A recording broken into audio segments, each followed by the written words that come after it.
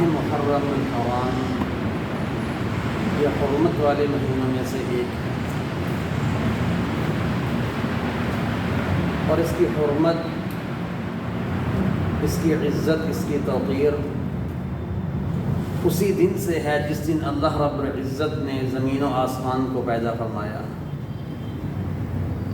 جیسے سورہ توبہ کے اندر اللہ رب العزت ارشاد فرماتے ہیں ان عدت الشہور عند اللہ 12 شہرا فی کتاب اللہ یوم خلق السماوات والارض منها 4 حرم۔ اور اس مہینے کی حرمت دور جاہلیت میں بھی تھی، یعنی جاہلیت کے دور میں جہالا بھی اس مہینے کی عزت و توقیر اور اس کا احترام کیا کرتے تھے۔ نبی کریم صلی اللہ علیہ وآلہ وسلم نے اعلان نبوت کے بعد اس کی حرمت کو برقرار رکھا۔ اس مہینے میں رونما ہونے والے بے شمار واقعات ہیں، جن میں سے ایک 61 ہجری میں نواسہ رسول سیدنا حسین رضی اللہ تعالی عنہ کی مظلومانہ شہادت ہوئی۔ یہ تاریخ اسلام کا بڑا ہی المناک واقعہ ہے۔ یقینی بات ہے امت مسلمہ جیسے ہی 10 محرم الحرام یہ دن آتا ہے، اس واقعے کی یاد کی وجہ سے ان کے دل مغموم ہوتے ہیں۔ لیکن یہاں ایک بات یاد رکھیے، کچھ لوگ ماہ محرم کو قابل احترام اس لیے سمجھتے ہیں کیونکہ اس مہینے میں سیدنا حسین رضی اللہ تعالی عنہ کی شہادت ہوئی۔ ایسی بات قطعاً نہیں ہے۔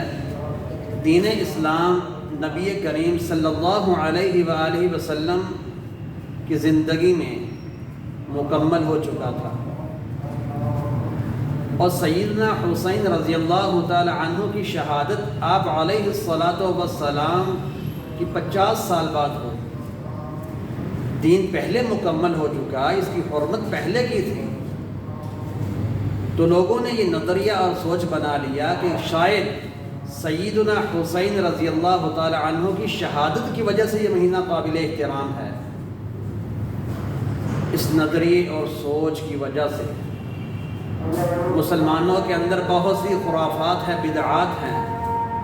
محرم الحرام میں پانی کی سبیلیں لگانا، چاول تقسیم کرنا، دیگے بنانا، کھیرے بانٹنا، نہ جانے کون کون سی بدعات و خرافات جن کی شریعت کے اندر بالکل بھی جگہ نہیں ہے۔ اور نبی علیہ الصلاۃ والسلام نے فرما دیا تھا، لوگوں یاد رکھو انہ من یعش منکم بعدی فسیری اختلافا کثیرا، میرے بعد جب لوگ زندہ رہیں گے ان کی زندگی میں بہت سی اختلافات رونما ہوں گے، لیکن یاد رکھو فعلیکم بسنتی وسنت الخلفاء الراشدین المہدیین عضوا علیہا بالنواجذ۔ اس اختلاف کے دور کے اندر تم نے میری سنت کو لازم پکڑنا ہے اور میرے خلفائے راشدین کے طریقے کو اپنانا ہے۔ اب ہم غور کریں، یہ ماہ محرم الحرام کے اندر جس قسم کی بھی بدعات اور خرافات ان کو عروج دیا جاتا ہے، یہ عام ہے۔ کیا نبی کریم صلی اللہ علیہ وسلم نے ان کا حکم دیا، آپ نے عمل کیا، آپ کے صحابہ نے یہ کام کیا، خلفائے راشدین کے دور میں یہ کچھ ہوا؟ آپ کو جواب اس کا نفی میں ملے گا۔ لہذا ایک پکا اور سچا جو مسلمان ہے اس کو نبی کریم صلی اللہ علیہ وسلم کی اس وصیت پہ عمل کرنا چاہیے۔ اگر آپ اس حدیث کی تفسیر دیکھو نا، جامع ترمذی، سنن ابو داود، سنن ابن ماجہ، مسند احمد کے اندر آپ علیہ الصلاۃ والسلام نے ایسی وعظ و نصیحت کی کہ جس سے دل ڈر گئے، آنکھوں سے آنسو بہنے لگے، اور ایسی وعظ تھی لوگوں نے سمجھا شاید یہ الوداعی وعظ ہے، آپ نے یہی بات کہی تھی وَإِيَّاكُمْ وَمُحْدَثَاتِ الْأُمُورِ فَإِنَّ كُلَّ بِدْعَةٍ ضَلَالَةٍ۔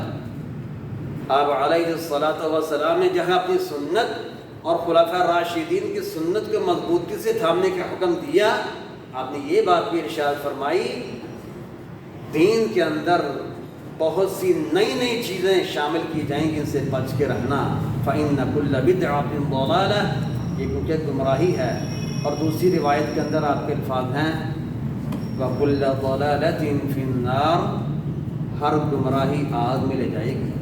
لہذا ہمیں سوچنا چاہیے، سمجھنا چاہیے کہ ہم جو بھی کام دین سمجھ کر کرتے ہیں، جس پر اجر و ثواب کی امید رکھ کر کرتے ہیں، سب سے پہلے دیکھیے کہ آپ علیہ الصلاۃ والسلام، آپ کی خلفاء راشدین اس پہ مہر ہے یا نہیں۔